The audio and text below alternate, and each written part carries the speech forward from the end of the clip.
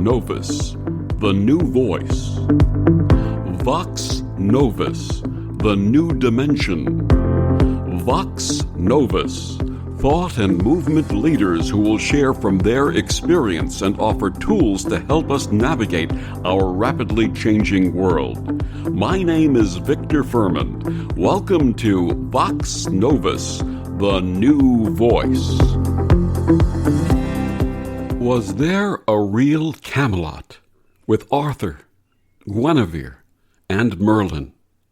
What may a study of this magical time teach us about life, the feminine and masculine energies that each of us embody, and healing our world in a time that desperately needs it? My guest this week on Vox Novus, Marguerite Rigoglioso, shares her path and connection to that magical energy and the lessons therein for humanity and especially the empowerment of women.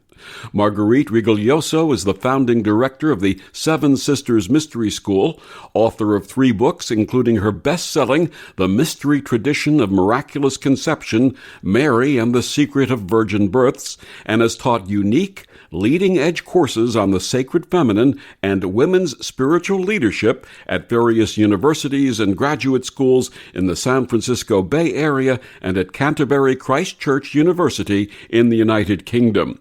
Her website is sevensistersmysteryschool.com, and she joins me this week to share her path and groundbreaking course starting this month, Heal Yourself and Our World by Reclaiming Guinevere, Arthur, the Fae, and the Round Table. Please join me in welcoming back to Vox Novus, Marguerite Rigoglioso. Welcome, Marguerite.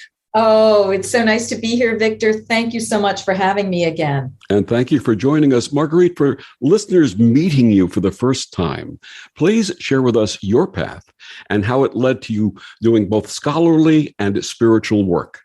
Yeah. Oh my gosh. Okay. We'll have to get this into the elevator pitch version, right? My path really has been as an initiate into the mysteries of Persephone and Demeter, where the Persephone separates from her mother. And that is what happened to me when I was 10 years old. My mother crossed over from this world. And that is what really connected me into the mysteries of the other world, the death mysteries, what's beyond. And of course, it created a soul wound or a gash in my energetic body that I had to go about healing as well for years and years and years. And so part of my healing was that I was always very intelligent. I always liked school. I did well in it. And so that was my solace, really, was going into being a very good student. And I also knew that it was an area in which I could begin to explore the mysteries. The educational realm was a thrilling place for me. And it was only after years and years and years where I wanted to always go deeper than what was in the books. I wanted the real mystery school energy. And so I ended up at a place called the California Institute of Integral Studies for my graduate degrees, my master's and PhD. And that's where I really feel like I started moving more deeply into the spiritual nature of the academic world, the spiritual nature of what we have to learn. And I was able to look into scholarly material with that open, intuitive sense. And I was able to intuit other scholarly realms and other things about, historical information that could be proven. So I was always using intellect and intuition at the same time. And so this is what led me down the road of what became my master's thesis on Demeter and Persephone in Sicily, and then my dissertation on divine birth, which we talked about last time when we were talking about my book on Mother Mary as a priestess of divine birth and all of my investigation about divine birth as being an actual bona fide practice of holy women. So that's kind of a roving short story version of how I got into all of this. And I can go into any of it more deeply, but I'll let you take over from here. Obviously, you show a passion, a devotion to this work. Where does that passion come from? I think it comes from my deep soul that transcends this lifetime and has been with me, if you will, in my other lifetimes or my parallel lives, because I do believe in simultaneous or past lives. The essence of who I am is really driven to know, really driven to want to know the mysteries of the universe. And so in whatever lifetime I've entered, I've gone in with both feet and, I've poured myself into that. I think that I have a very strong soul mission to do this awakening, not only for myself, but to help bring that awakening to others who wish to, be they, in this lifetime on the human plane, or be they in other planes, if you will. It's just something that's really so deeply with me that, again, it's part of my soul stream. You and I are absolutely soul family. There's no question. Yeah, right? Yeah. Tell us about the Seven Sisters Mystery School. First of all, what is a mystery school and what mysteries are taught? Yeah.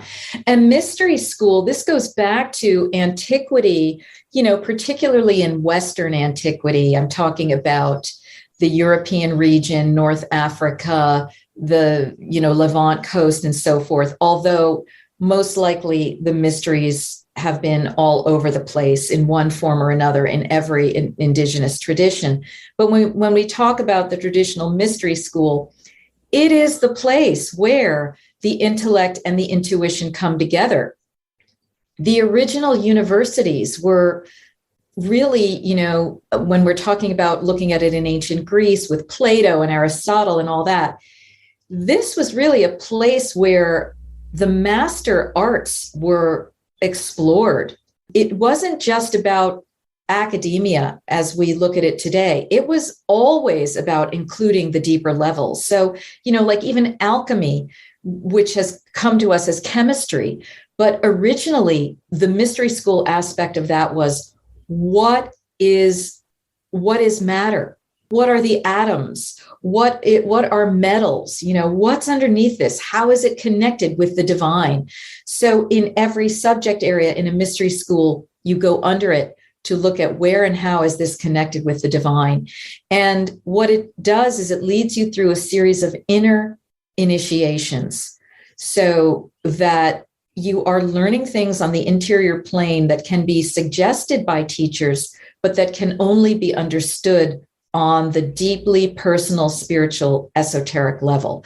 That's really the essence of a mystery school. So I see Seven Sisters Mystery School as in that tradition where I am offering numerous and ongoing courses and events and ceremonies and things where I help people to open to their deeper level intuition and to be able to access what I call, the halls of Amenti or the Akashic records, the places where this deep level knowing can be tapped into individually.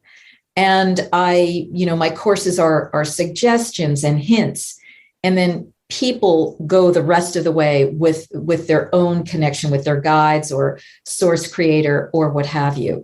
This is always how I work in the classes and in my individual one-on-one sessions. It's really a service of helping others to awakening to the deepest levels of knowing and wisdom of the universe. And you are unveiling an exciting new course this month that will focus on uncovering hidden mysteries regarding King Arthur, Queen Guinevere, and the court of Avalon. Please share with our audience how they may find out more about this course. Yes, so they can go to my website, sevensistersmysteryschool.com. The seven is written out SEVEN, and it's all over the homepage. It's under the online courses tab. And you can click onto that page, find out all about this course. There are several free videos that we're making available to give you teasers for it. and you can register and join us live for 4 weeks in June going into July. And then, of course, it will remain available far beyond this into the future, indefinitely on demand. So that's how people can locate it and find out more. And that's obviously what we're going to talk about today. And it starts on June 15th. Is that correct? Yeah. Yes, June 15th, correct. And it runs 4 Wednesdays live, or it is available in replay if you cannot make the classes live. Wonderful, wonderful. What inspired your interest in the legend of Avalon?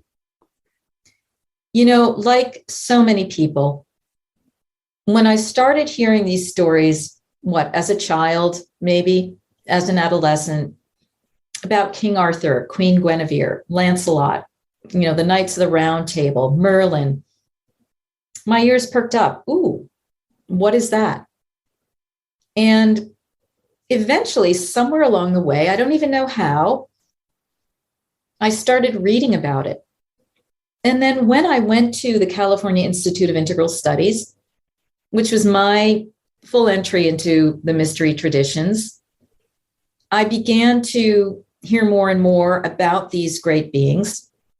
And as I began to work on the inner planes myself through the use of various consciousness expanding sacred medicines, I began to have direct encounters with these beings or with knowings that seemed to come. For example, I had the experience during these ceremonies that I would do roughly every 4 to 8 weeks, that Merlin, that great magician of the Arthurian times, a great advisor to King Arthur, was appearing to me. And it's not like I saw him, but I had this sense of knowing that he was teaching me again on the esoteric level. Particular teachings of him coming from him had to do with the paradoxical, strange, and interesting nature of time, for example. So there were a number of strains of teaching that were coming in from him. And then at some point, as I was going deeper into the investigation of divine birth, and as I began to read about King Arthur's very interesting conception, Merlin's own very interesting conception, and the strange, unfulfilled interaction between Arthur and Guinevere, as I began to then deeply read that material, I began to understand, oh my goodness, this is another case of divine birth gone right and gone wrong. And why do I know so much about that? And what I began to experience in these sessions is that I was deeply connected with Guinevere, if you will, an emanation of her. So that is not to say I am the reincarnation of Guinevere. It is to say that these great beings are able to act in a holographic way with humanity and be available to each person on an individualized basis. When these beings cross over, when they are so big, they, like Mary Magdalene, like Jesus, like Mother Mary, and so forth. And there are connections, by the way, between Arthur and Guinevere and Mother Mary and Jesus, and et cetera. When these beings cross over, they kind of fractalize, okay? And that is how they become available to many, many people. And it's as though pieces of their soul can incarnate in different individuals. And I feel or sense that has happened for me with Guinevere. So I've been able to, on some level, access varying aspects of her beingness, her personality, her lifetime that we knew her of as Guinevere, and be able to fill in some of the pieces of the story, which I then continue to do through my continued reading of these situations, and then my own going into my own oracle spaces about it. And that's what is going to be informing this book.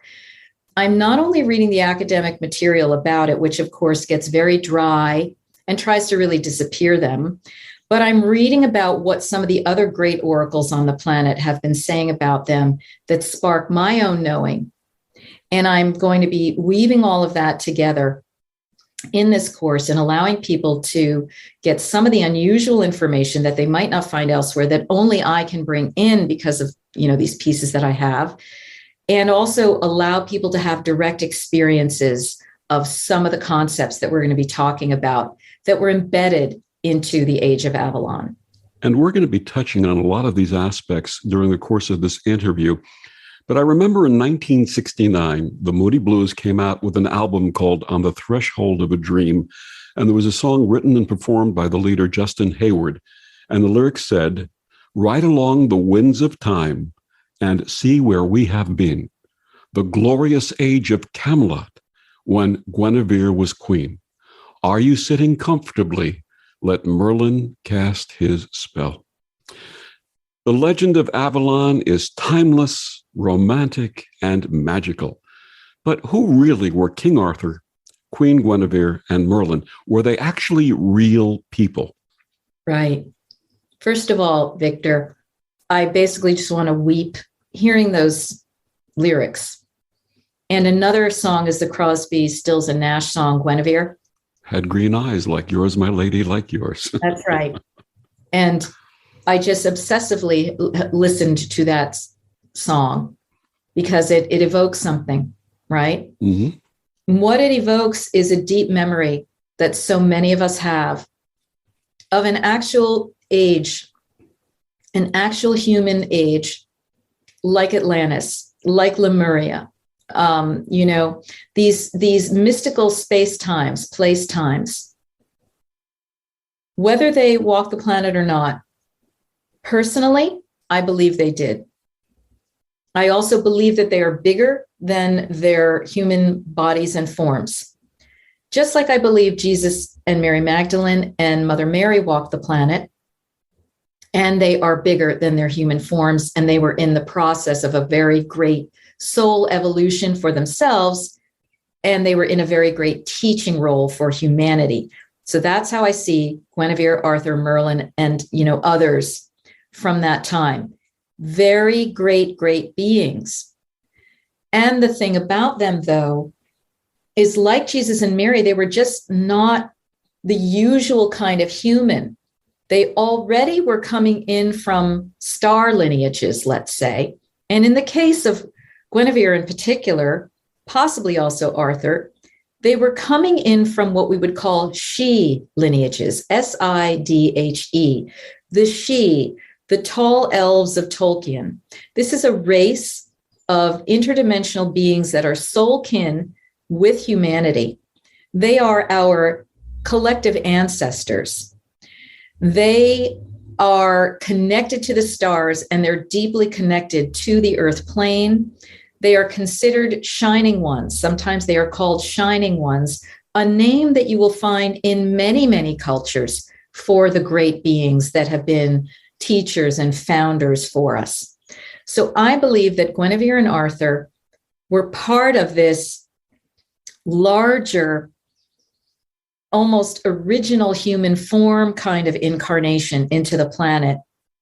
They carried all those codes, and they were trying to help humanity stay afloat at a time when there were deep negative things happening on the planet to dumb down humanity, make us forget our magical connection with the Sidhe, and to make us lose our own larger than life magical abilities. They were there trying to help us hold on, but they could not withstand the sheer gale force wind of what was going on the planet, and they lost the grasp of the planet for the fairies, the fae, the Sidhe, the realities of magic. And we went into a kind of a dark age after that, from which we are now emerging.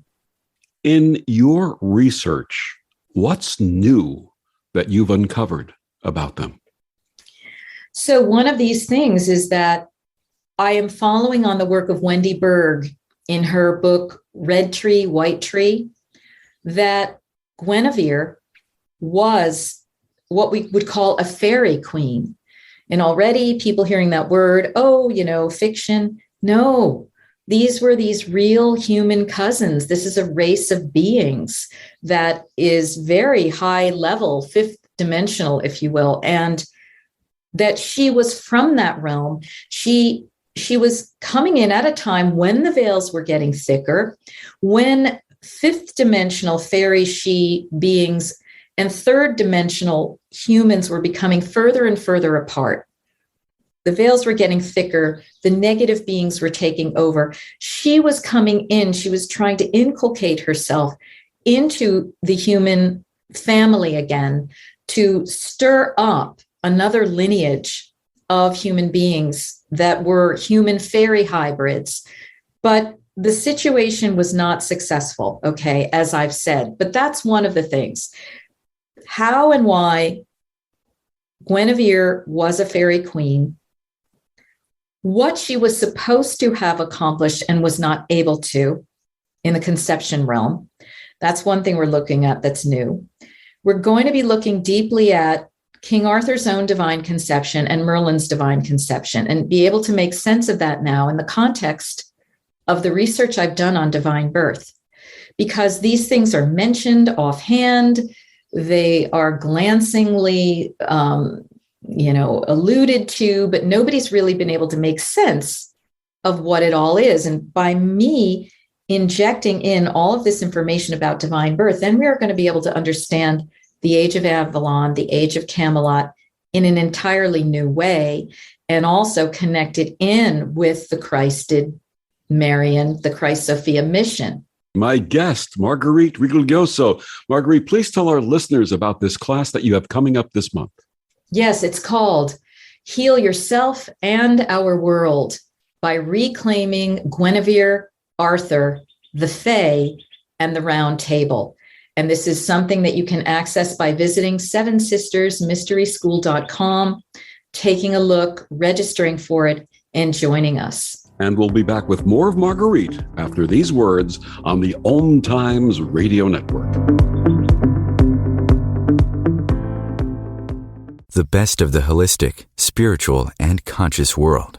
OMTimes Radio. IOM FM. OMTimes Magazine is one of the leading online content providers of positivity, wellness, and personal empowerment. A philanthropic organization. Their net proceeds are funneled to support worldwide charity initiatives via Humanity Healing International. Through their commitment to creating community and providing conscious content, they aspire to uplift humanity on a global scale. OMTimes, co-creating a more conscious lifestyle. Imagine yourself being transported to India, to the banks of the Ganga and an ashram in Rishikesh. Visualize that you are welcome to satsang with an American sannyasi who shares the wisdom of her guru. Your visualization has manifested. Join Sattvi Bhagawati Saraswati for inspiration and transformation every Thursday at 11 a.m. Eastern on OMTimes Radio. Dad, I picked up your pills, made your lunch, and your laundry is done. When you care for a loved one, you take care of everything. But are you taking care of yourself? Find free care guides at aarp.org/caregiving. Brought to you by AARP and the Ad Council. Not completing high school is more of a social thing than it was an academic thing. I came out in the 11th grade. Nobody was embracing you. The kids were cruel. It was very difficult to be gay. Even though all these years have passed, I still had that longing to have my diploma. The hard part was determining that I was going to do it, but I definitely didn't do it alone. At age 30, with the help of her mentor, Carissa finished her high school diploma.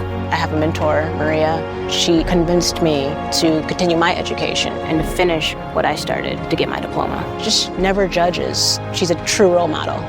If you're even considering getting your high school diploma, go get it. You can do it. No one gets a diploma alone. If you're thinking of finishing your high school diploma, you have help. Find free adult education classes near you at finishyourdiploma.org. That's finishyourdiploma.org. Brought to you by the Dollar General Literacy Foundation and the Ad Council. Hi, we're the Goo Goo Dolls. We're fortunate that our daughters have what they need to grow and learn. But that isn't the case for nearly 13 million kids in the U.S. that struggle with hunger. Childhood hunger is a heartbreaking reality that Feeding America is working to change. Each year, the Feeding America network of food banks rescues billions of pounds of good food that would have gone to waste and provides it to families and children in need. You can help kids in need in your community by visiting feedingamerica.org. Brought to you by Feeding America and the Ad Council.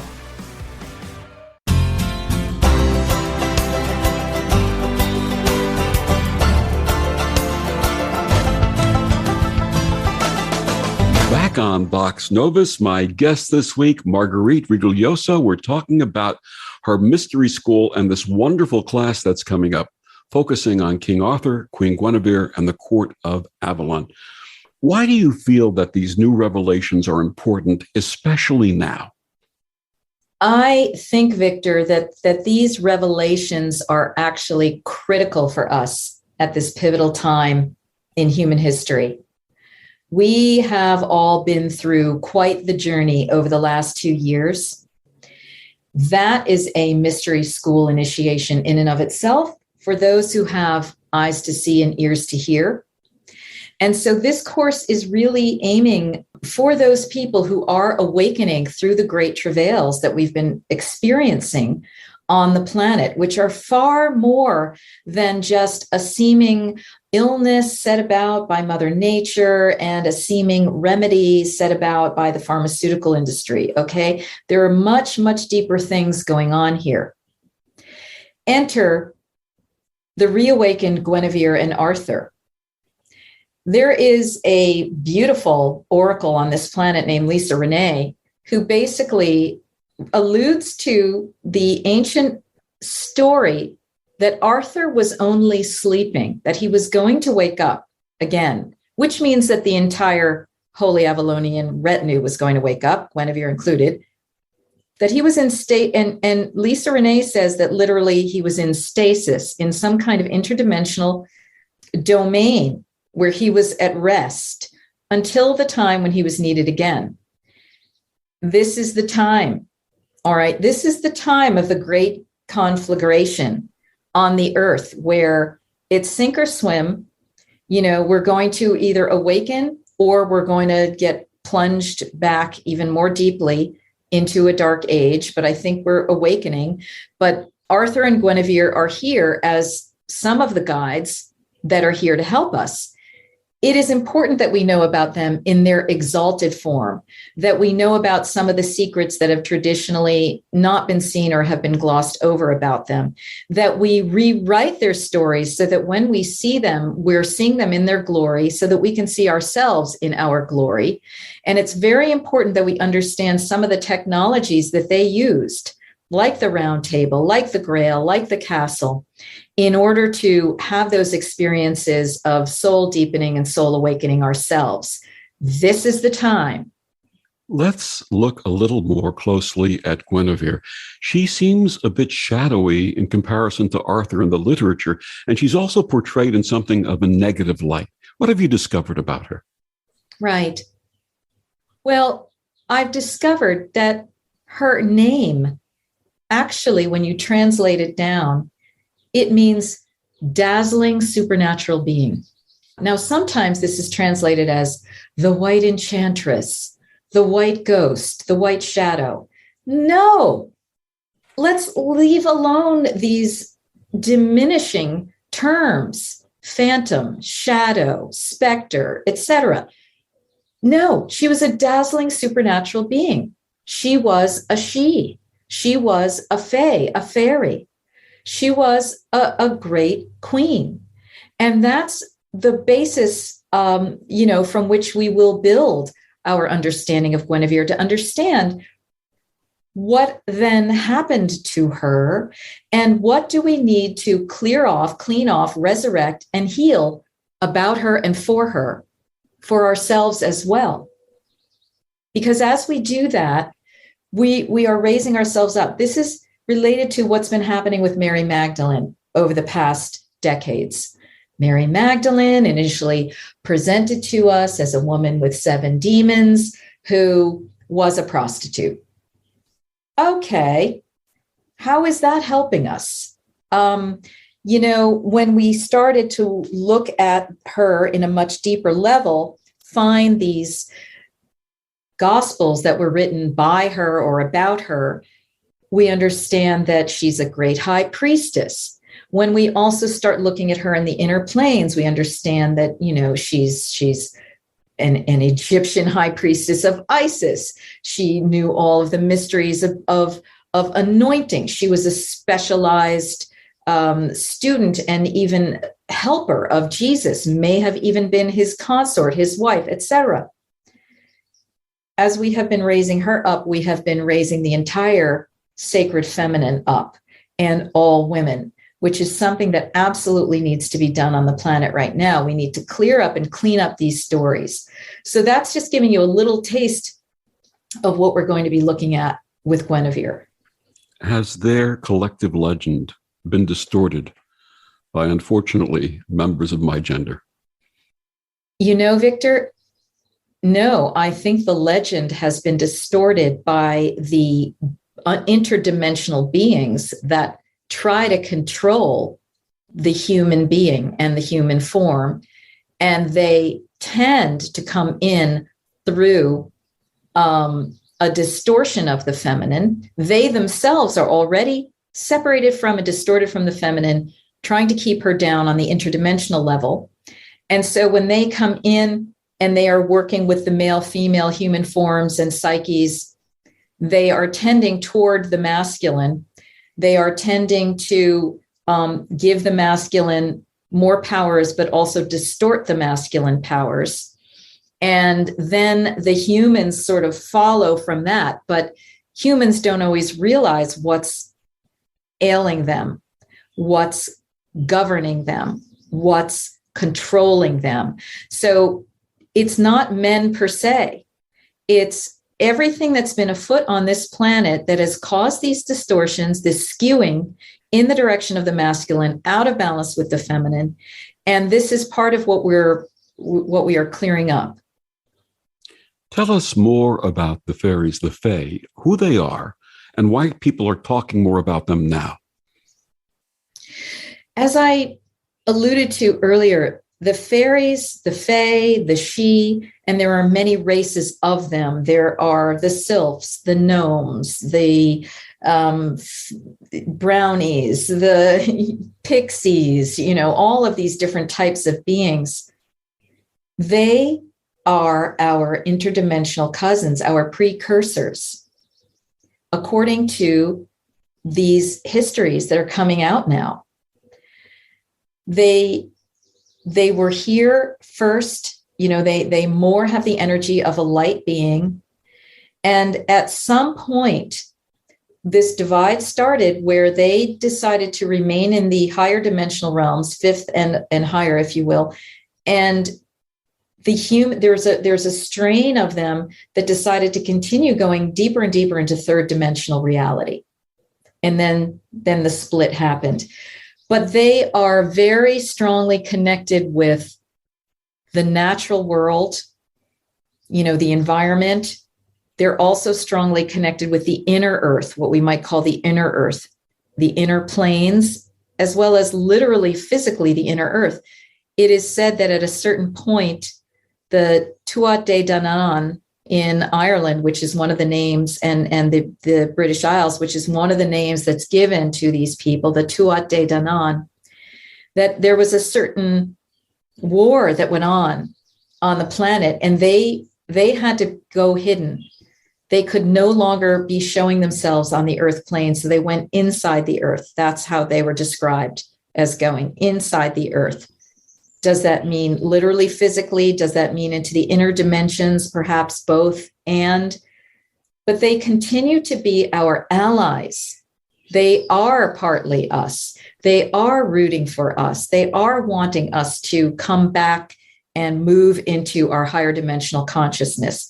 They are wanting us to take better care of this earth, not destroy all of the earth forms that are needed for their magical energy to stay alive.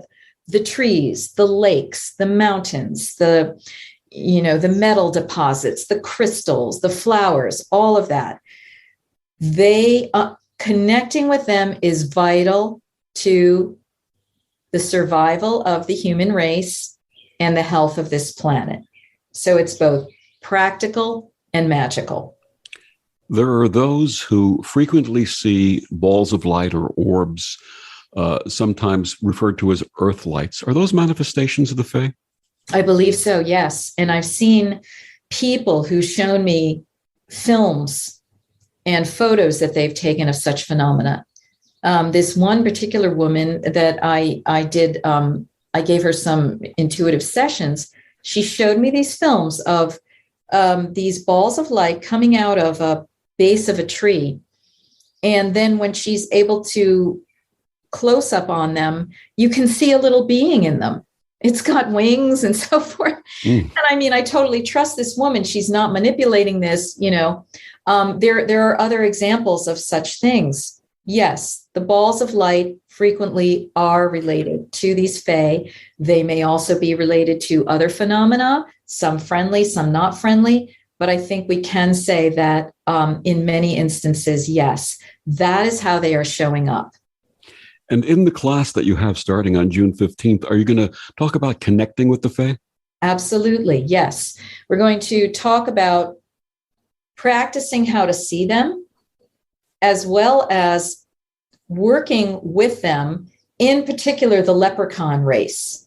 Okay, now they've been cutified and turned into Lucky Charms and, crazy things like that. But we're looking at these leprechauns as manifestations of the manifestation magic itself, the richness, the ability to create wealth, that this is what the pot of gold at the end of the rainbow is associated with them. So we're going to be working with them, working with creating altars, understanding them at deeper and deeper levels. And this course is just the start for people to be able to have the tools and the pathways to go in more deeply well after the course by, going into meditation with these beings, by asking for signs, by working in their own sacred medicine realms and turning their mind to them and then receiving direct information. We're all in the process of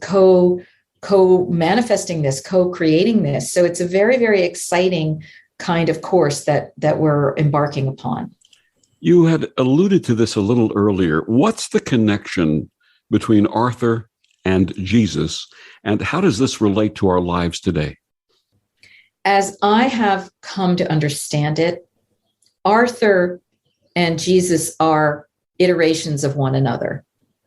Whether it's that Arthur came first in the lineage, which is what some people say, even based on the prehistory, that he's a prehistorical figure, meaning that he would have been around prior to the advent of Jesus, or whether he walked the planet in 500 AD or the 5th century, whenever it is, approximately around then.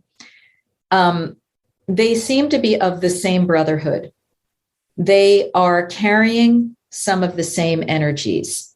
Now, granted, there's a lot of historical documentation that Arthur was warring and killed all these people, blah, blah, blah. We don't know on which level that warfare was going on. Was it physical or was it an astral kind of warfare where the guy was trying to protect the earth plane from these negative forces, okay? Or what? Whatever the case may be, we understand Arthur, when those of us who tune into him, which is why he's so beloved, as the benevolent masculine. You had asked earlier, do you think that, the males of our species have distorted all these stories in the feminine? Well, not necessarily, but they became distorted, just like the feminine everyone's become distorted. And Arthur was carrying a strain of the undistorted masculine, you see. And that's what we're going to be looking at as well in this course. How do we find out more about that? How do we cultivate it? What does it look like, feel like in our lives? What does it feel like for men to be that masculine? What does it feel like for women to receive that masculine? And how is this connected with the Jesus energy of the Sacred Heart? the love energy that is the thing that is going to get us through this time of travail. And that is the whole purpose of this initiation, is to go into deeper levels of love. That's why this is all relevant today. It's all happening now, these initiations, and therefore we are calling on these beings to help us. Is it time for us as a society, as a race, to create our own round table and find sacred community within? Yes, absolutely. And we're going to be looking at, what is this round table? You know, when you look at it with a thick head, you're thinking, wow, this was a really large oak table who could, seat 100 people. It may have been, but it's always talked about as something you could also carry in your pocket. So how could it be both? There's a paradox. And whenever you're faced with paradox, you can go right into an initiation if you can embrace both at the same time, right? So yes, it's a large table where in the three-dimensional reality, we can all sit at it. And what does it mean? It means we're all equal. It means there's no hierarchy. It's not a pyramid. It's a circle, which is very feminine. Everyone is at the head of the table. And from here, in this circular format, we can come to agreements. We can create laws. We can do healings. We can decide what we need, what the people need, and so forth. And then on the inner planes, what is the round table? That is where we're going to be exploring much more deeply. And I'll just give that as a little teaser for people. Absolutely. My guest, Marguerite Rigoglioso, she's the founder of the Seven Sisters Mystery School. She has a class coming up this month in June.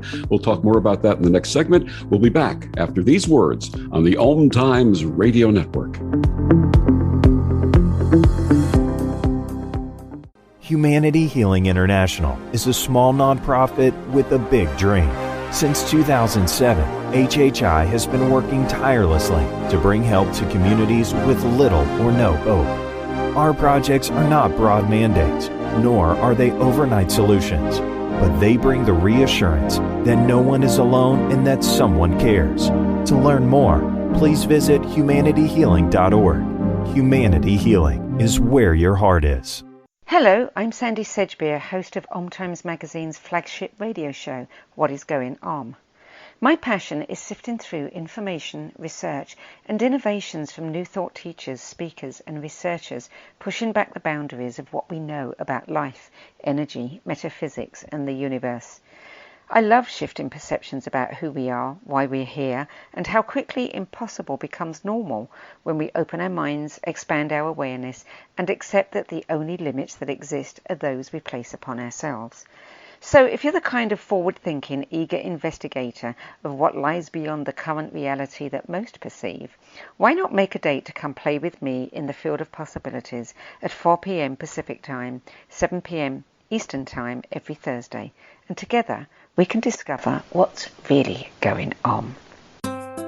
Grab a cup of tea or a glass of wine and tune in for Inspired Conversations with publisher Linda Joy on Tuesdays at 2 p.m. Eastern.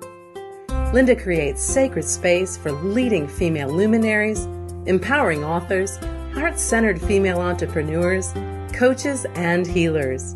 A soulful venue where guests openly share the fears and obstacles they've overcome, wisdom and lessons learned, and the personal journey that led them to the transformational work they do in the world.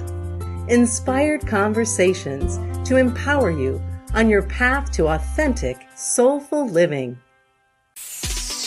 Look out, world, we're getting strong. The future's here and we belong. She can STEM, she can do more. Like build a rocket and watch it soar. Or clean the oceans and make the world a better place. Oh, she can STEM, so can you. Find a cure, invent something new. There's no challenge in the world that she can't face. She can STEM. Learn more at She Can STEM. A message brought to you by the Ad Council. So I'm a cat, and I just moved in with this new human, and she's got this little toy she's always playing with, all day long. Tap, tap, tap, tap, bloop, bloop. She can't put it down. There it is. Oh, and get this. She even talks to it. Last week, she asked it for Chinese, and guess what? egg rolls showed up like magic. Humans have cool toys. A person is the best thing to happen to a shelter pet. Be that person. Adopt. Brought to you by the Ad Council and the ShelterPetProject.org. Courage. I learned it from my adoptive mom. Hold my hand. You hold my hand. Learn about adopting a teen from foster care at adoptuskids.org. You can't imagine the reward. Brought to you by Adopt US Kids, the U.S. Department of Health and Human Services, and the Ad Council. Hi, this is Bill Maher. I can find humor in almost anything, but one thing I never laugh about is cruelty to animals. If you don't get the joke either, write People for the Ethical Treatment of Animals, 501 Front Street, Norfolk, Virginia, 23510.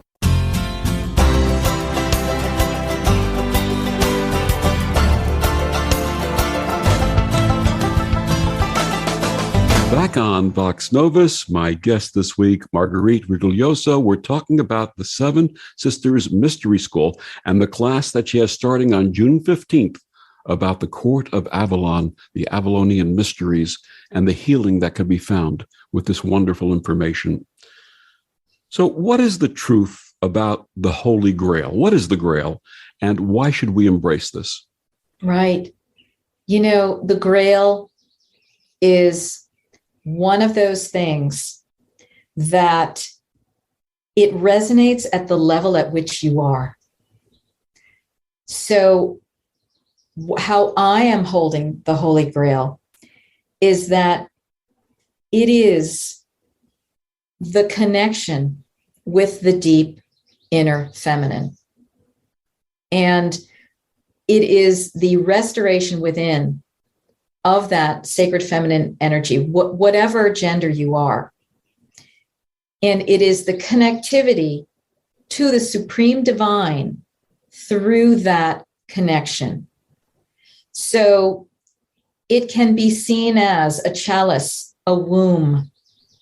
It can be seen as something to achieve or find or locate or restore or get back as something that was stolen, or it can be seen as something that is already within you. There's no seeking that needs to happen. There's just an understanding and an appreciation, and therefore a working with the Grail within. That's how I see it. It is the symbol and the energy of your own aspect of divinity. And it implies, if I'm hearing you correctly, that we're talking about the balance between the left and right hemispheres of the brain. Yeah. The yin and the yang. Yeah, the womb and the lingam. All of this is what's wanting to come together now. The sacred marriage. Which leads us to talk about Christ Sophia consciousness. What is that? This is the expression of the totality of the divine. When we only talk about the Christ energy, we're in the skew toward the masculine. We have to unite it with the Sophia, which is the divine feminine energy of it, in order to have the full enchilada, if you will, okay? We're needing that full enchilada right now because, as I said earlier, we all know we've been in a distorted time where everything's really leaned toward the masculine and a distorted masculine, not because men caused it, but because we all got victimized by this, all right? We're having to lean back in the other direction, restoring the sacred feminine so that we can have this weave together. This is what's going to create the wholeness within. This is what's going to lead us into harmony between men and women. And it's what's going to lead us into the new earth that we're talking about, that a lot of people are talking about, where many of us are dwelling on a higher dimensional frequency, even while being in 3 dimensions, which we will likely remain. But we will be able to have a different quality of experience on the earth plane, one that is much more positive and happy, that is returning us, restoring us to the ancient energies of Lemuria, of Eden, and so forth. And I don't mean this as pie in the sky. I mean this as like we can have that reality. It's one of the negative programs that, oh, well, this is just the way it is, and that's life, and da-da-da. You can never really be happy. Well, no, you can never really be happy in a world in which these negative forces are doing what they've been doing, which was part of what Arthur was trying to stave off, and Jesus was trying to help us transmute out of. We can have it again. And it's very important for us to start visualizing that reality, because in doing so, we're going to be creating it. And that's another aspect of this course. It's going to be planting more and more seeds for that, for all of us to be able to, because what you look at expands. What you focus on becomes your reality. So we want to go into that reality of Eden. And as you said, restore the Eros Gamos sacred marriage. That's right. That is a very critical component, because relations between men and women have gone sour. They've gone south. Men and women have been torn asunder. I mean, there's been so much fighting, negativity, sexual misery programming for centuries and centuries and centuries. We can talk about all the heinous abuses that have happened. And in particular to the feminine, but it's everyone. And again, this wedge between the genders is one of the things that I believe has been inserted by these negative forces to separate us out, create misery on the planet, because the misery is the food for these people. The misery is the food for these beings. It's just a food chain type of thing. And we're saying we're stopping being your food. We want to restore our original harmony, and men and women getting along, loving each other, being able to, if they wish, have lifelong, beautiful, constantly regenerating marriages and partnerships is our birthright. We can have that, and we need to start visualizing this again and start manifesting it again. And how may we pass this knowledge to our children? We may pass this knowledge to our children by living it, by breathing it, by talking about it, through example. That's always how things are passed through children. It's through example. Teaching children is its own mystery school, wouldn't you say? Absolutely. I think sometimes we learn more from them than they do from us. Oh, yeah, for sure, because a lot of them are coming in as such elevated star beings now. I mean, it's fast and furious.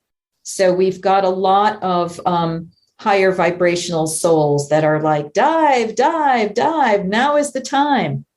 We've got to get in those human women and help turn this ship around. And, so some of it's happening spontaneously, and some of it is happening through conscious conception, and some of it is happening through the restoration of divine birth, which is, you and I talked about that last time with Mother Mary, and that is going to be an element that we're looking at in the mysteries of Avalon. If you had one message for everyone out there, what would it be? Love one another. And we've got to get ourselves back to the garden. Oh, absolutely, 100%. Please share with our listeners about this wonderful course that starts on June 15th, how listeners may register, and what the offerings will include. Yes. So they can go to sevensistersmysteryschool.com. The 7 is written out, SEVEN.